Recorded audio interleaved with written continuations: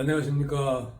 다베나 TV에서 보내드리는 WTLJ.com The Land Lord Jesus 예수님 약속하신 땅에 오신 것을 환영합니다의 최영일 목사입니다. 갈릴리에서 사역을 시작하신 예수님에 대해서 알아보고자 합니다. 예수님께서 고향 나사렛을 떠나셔서 대부분의 사역을 하신 지역입니다.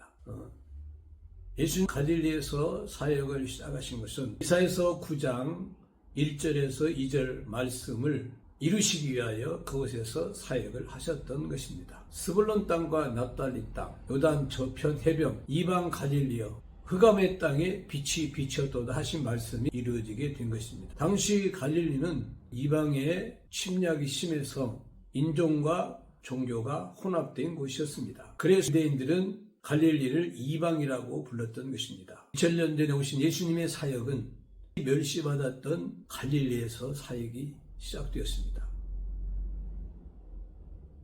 요한복음 7장 41절에 보면 당시 갈릴리에서 무슨 선한 것이 나겠느냐 하면서 멸시받았던 갈릴리에서 사역이 시작되었습니다. 세례 요한의 잡힘을 들으시고 예수님은 가버나움으로 이주를 하셔서 거기서 본격적으로 복음을 전하기 시작하신 것입니다. 마태복음 4장 17절에 회개하라 천국이 갖고 왔느니라 라고 외치면서 가버나움에서 사역을 시작하셨던 것입니다. 예수님은 갈릴리 해변으로 다니시면서 복음을 전하셨습니다. 베드로, 안드레, 야고보, 요한 이런 제자들을 바로 가버나움에서 불러서 사역하셨던 것입니다. 선한 것이 나올 수 없다고 보았던 흑암의 땅에서 예수님께서 빛을 비추시고 그곳에서 제자들을 모셔서 하나님의 사역을 시작하셨던 것입니다. 비록 나이가 30세이지만 주변에 허다한 무리가 있다고 성경은 기록하고 있습니다. 우리는 이 예수님의 복음의 시작을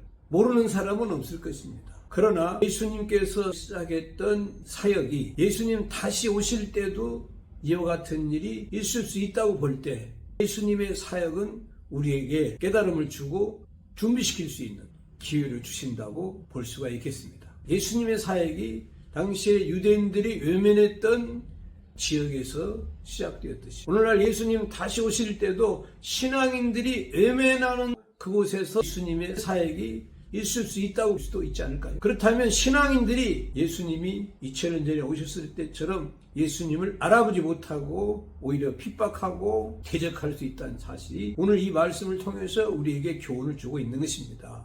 그럼 우리는 성경을 보고 깨달아야 되겠습니다. 편안하다, 안전하다 할 때라고 할 수 없는 시대에 지금 살고 있습니다. 그러면 우리 믿음의 사람들이 알지 못하는 곳에서 다시 오신 예수님의 사역은 일어나고 있지 않은지 성경을 잘 보고 깨달아서 준비해서 예수님을 맞이할 수 있는 사람들이 다 되었으면 좋겠습니다. 지금까지 다베나 TV에서 보내드린 WTLJ 예수님 약속하신 땅에 오신 것을 환영합니다의 최영일 목사였습니다.